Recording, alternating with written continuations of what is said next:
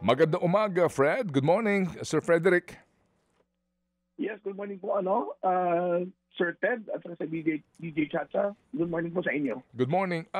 Yung sinasabi ng DA, baka siguro nabasa mo na rin to, no? Yung kanyang statement na mukha daw pong meron na namang mga nagmamanipula ng mga retailers kaya tumataas ang presyo ng imported rice sa mga merkado. Diyan sa atin, diyan sa inyo at sa inyong mga miyembro, ano ba ang balita ninyo? Tumataas ba talaga ang presyo ng imported rice at kayo ba may gawa nito?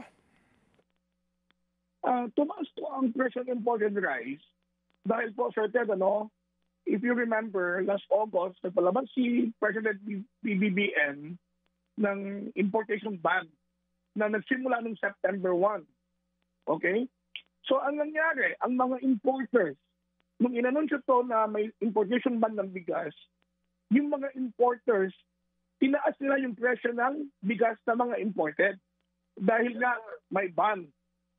May ban doon sa bigas. Go ahead. Mm-hmm. So, paano po ang retailing po, umaasa lang po sa presyo sa mga supplier, sa mga importer, sa mga traders. So, hindi nila dapat ibintang sa retailers yung pagtaas ng presyo ng bigas sa merkado. So, lumalabas na in anticipation doon sa import ban, yung mga may hawak na ng imported rice, nagtaas na ng kanilang presyo per kilo? Yes, hindi lang per sack po, Sir Ted, ha? Kaya nga, per sack. Yes, simula ng September 1, nagtaasan ang presyo ng imported rice. So, like me, retailer po ako, saan ako kukuha ng bigas? Di ba ako sa importer? Kung mahal sila, paano namin ibebenta ng mura? Siyempre magtataas ang retailer, yung presyo ng pagbebenta ng retailer dahil mahal na yung puhunan. Diyan ba sa halimbawa sa inyong lugar, no? Sa Region 8 ngayon, magkano ang diferensya nung local na premium at saka imported? Ito po ngayon, Sir Ted, sa atin, sa Tacloban, ang imported rice na premium dahil wala nang stock, may ilan-ilan lang, ang presyo po sa retailing, retail is approximately 52 to 55 pesos. Mm-hmm. Yan ang presyo ng imported rice. Okay. Mm-hmm. Ang local naman natin, ang presyo is 40 pesos, 38 to 40 pesos per kilo. Oh, ang premium, that's premium, ha? Well meal po. Wala po tayong dito walang well meal po. Ang local wala pong premium na local tayo. Talagang walang premium ang local diyan sa atin? Wala po. Wala po. So doon sa consumer preference, usually kapag naman mga middle class o kayang bumili ng bigas na maganda-gandang klase pag isinasaing, anong preference nila between itong local natin at imported? Actually, certain yung consumer natin, karamihan, siguro I would say 90% ang hinahanap imported rice because of the quality. Malayo ang quality kasi ng imported rice sa local natin na harvest. Kaya ang hinahanap nila talaga imported. Yan bang binebenta nyo dyan ay saan galing na imported rice? Anong bansa? Actually, Vietnam. Yung variety na DP8 na variety. Vietnam ito? Opo, Sir Ted. Okay. Kumusta ang supply ngayon dyan ng imported Vietnam rice? Kumusta ang balita sa mga miyembro ninyo sa sourcing? Wala po tayong stocks ng imported na bigas. Wala po. Pero ngayon ba, ikaw mismo na retailer, wala ka na talagang imported stock, imported rice na stock? Meron pa po akong imported na bigas, pero ilang sako na lang. Nire-retail na lang po namin itong imported na bigas na nakuha namin sa Cebu. Siguro mga huling parating na ito. Kaya po may paunti-unti ba kami ritong stock ng bigas. Pero ang puhunan po namin, yung puhunan, mataas na rin po. Tatapatin ko po, yung kuha po namin sa Vietnam rice na DT8 galing Cebu is 2,300 pesos per sack. Kumbaga, yun na yung cost mismo ng inyong i-retail, and how much will you sell it per kilo para kakumita ng magkano lang? Yes. Puhunan po namin guys 47 per kilo. Right now, we are selling it for 52 pesos per kilo. Magkano per kilo ang dagdag mo doon? Approximately 5 pesos po. Oo, per kilo. Per kilo. And that will have to cover logistics, pwesto saan? Lahat po, logistics, pwesto, di Sandoval, yung mga supot. Yes. Okay. Yan bang sitwasyon ninyo dyan sa Region 8 ay pareho na halos sa buong Pilipinas? Kumusta ang report ng mga miyembro nyo sa usapin ng supply ng imported Vietnam rice? Actually, certain nationwide po, walang supply ng imported na bigas. Even though sa Manila, sa Luzon, wala rin po. May nakusap ko dyan, yung presidente namin dyan sa Manila, sa NCR, si Press Orgy Panuntad, wala rin silang imported na bigas. That's why ang local rice dyan sa Manila, mataas na rin po. Yung rice from India na sinasabi, meron daw naman pong Indian rice eh. Hindi ito yung yung mamahalin na klase yung regular lang na mga na special rice. Meron ba? Wala po. So far dito sa amin dito sa atin sa Region 8, wala kami nakikita India rice or Myanmar or saan. Wala. Wala po. Okay, itong kawalan ng supply ng stock ng Vietnam rice, na ito nga kasi ang bulto ng ating importasyon, yan ba ay talagang wala na o meron lamang na naman nagtatago na mga importers? Dito sa akin sa Region 8, totally wala na. Diyan rin po sa Manila, sa Luzon, sa palagay ko wala na rin po. Kasi kung meron, kahit paano, may magbebenta niyan eh. Ibebenta rin nila yan. Sa tingin ko, talagang wala ng stock. Because we are hoping na baka i-lift yung importation ban. Dahil po, tapos na po ang harvest. Dito sa atin, patapos ang harvest, baka 2 linggo na lang, wala na tayong palay. So ang tendency po niyan, pag gano'n, tumataas ang presyo ng bigas. So, remember sir Ted, ang lean month po natin is end of January, ang lean month dito sa atin sa Region 8 and quick of Region 8. I think it is same with Luzon.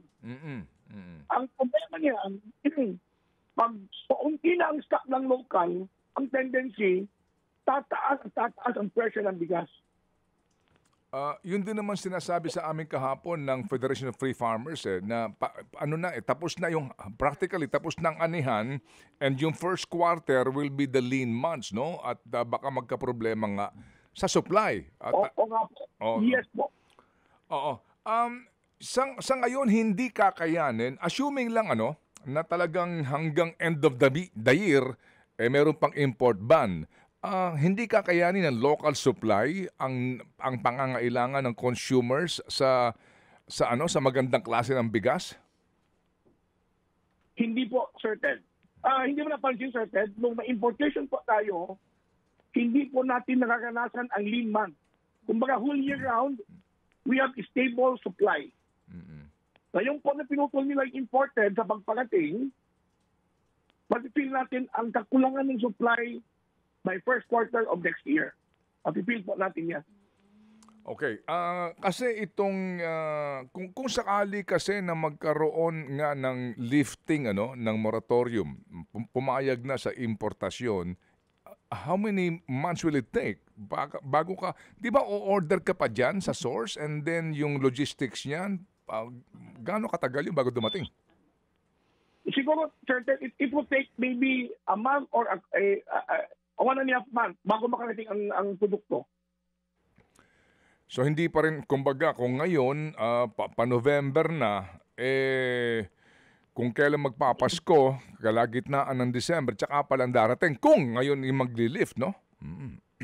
Yes po, yes po, yes po. Okay, Sir sige. Ted. So sa ngayon ang sitwasyon natin, paubos na diyan sa inyo practically wala na kamong imported. Tapos ang pinakamagandang klase lamang ng local rice ay yung well-milled, no? Magkano ang maximum diyan so far na presyuhan? Umaabot na ng 38, 40?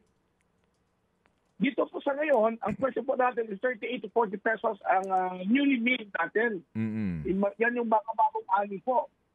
So we expect, kasi pag natapos ng harvest, we expect the price of rice will go up. Oo, so itong local basta ang mangyayari tataas ang presyo per kilo ng bigas, whether lalo na kung may imported man yan o maging local, no? Yun ang magiging resulta. Yes po, Sir Ted. Oo. Magkano diyan ang farm gate price ninyo? Kapag wet, magkano? May alam ka ba? Ang palay po natin dito, okay, nung nagsimula mag-harvest, that was last August, nagsimula, it was 18 pesos. Tapos nung dumami na po, bumaba sa 14 pesos, yung isa doon, yung dahilan, is that dito sa atin, parang ang ulan. Mahirap po patuyuin ang palay. That's why bumaba ito ngayon ng 14. But sa ngayon, patapos ang harvest, it went up again to 15 to 15.50 per kilo. Okay, and that is the private traders na, no? Itong bilihan na ito. Oo. Yung NFA naman ba bumibili diyan? Hindi po, pagkaalam ko po, Sir Ted, yung NFA hindi gaano nakabili ng palay. Number one po, kasi dahil puno yung mga bodega nila. Puno ng buffer stock. Yung ang problema daw nationwide, puno, walang space na, kaya hindi na bumibili. Oo, tsaka may problema din kasi diyan sa ating region, sa panahong ito, maulan, mahirap yung moisture niyan, tsaka yung nasisira, no? Oo, pag sobrang dami ng yung stock, no, na nalalaon, kung tawagin. Okay, sige. So, sige. So, kung ikaw ang mananawagan kay Secretary Laurel Chu sa usapin na naman na kayo sinisisi kung ba't daw nagmamahal ang imported rice. Pangalawa, na mukhang balak nilang ituloy hanggang December daw yung importasyon ng bigas. Ano ang iyo pwede sabihin sa kanya? Before po ang DA kasi mag-accuse, dapat po nila muna alamin yung sources, kung magkano ang bentahan ng bigas. Dahil ang mga retailer po, doon lang po kami sumusunod kung magkano po ang bilihan namin doon sa bigas. Number two, I think dapat na po sila i-lift na ang ban sa imported rice. Kasi it will take 1 to 1.5 months before makarating yan. Remember, December, maraming holidays, walang magtatrabaho. So, dating po ng January, ang lean month natin. So, kung dumating ang bigas ng February, it's useless.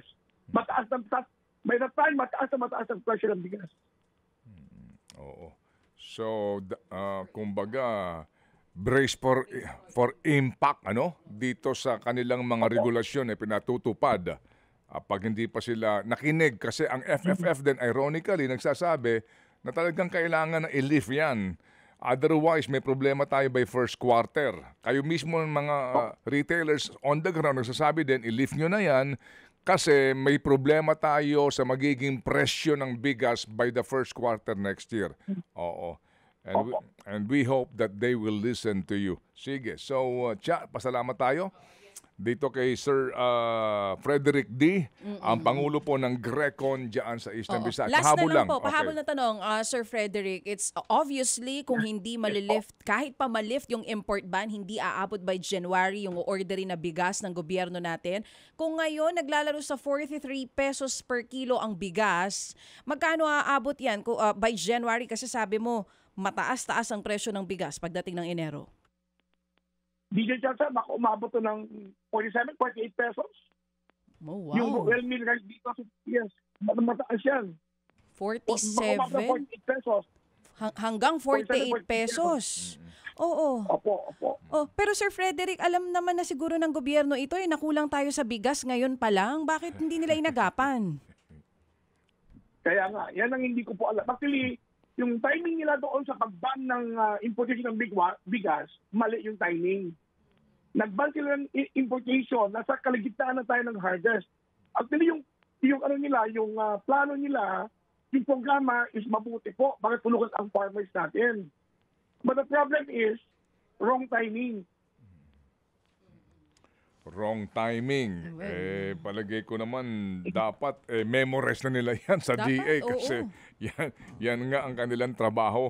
O sige, Sir Fred, salamat na marami at muli kaming tatawag para kayo kumustahin dito nga sa napaka-importanting isyong ito. Salamat, Fred. Maraming salamat din sa inyo. Si Ginoong Frederick D., ang Pangulo po ng Grecon Grains Retailers Confederation of the Philippines in Eastern Visayas na nagsasabi na yung sitwasyon ho naman sa supply ay halos pareho po sa buong Pilipinas. Mga kapatid, brothers and sisters, saan ka pa? Dito na tayo sa totoo. Dito na tayo sa True FM. Mga kapatid, mag-subscribe and follow po kayo sa social media accounts ng True Network PH. Yan po kami. Hanapin nyo lang True Network PH, Facebook, Instagram, YouTube, TikTok, and podcast. Mapa Apple or Spotify man yan, mahahanap nyo kami. Lahat ng mga napapanood at napapakinggan nyo po sa programa, nasa social media accounts namin yan. So, paano mga kapatid? See you sa social media!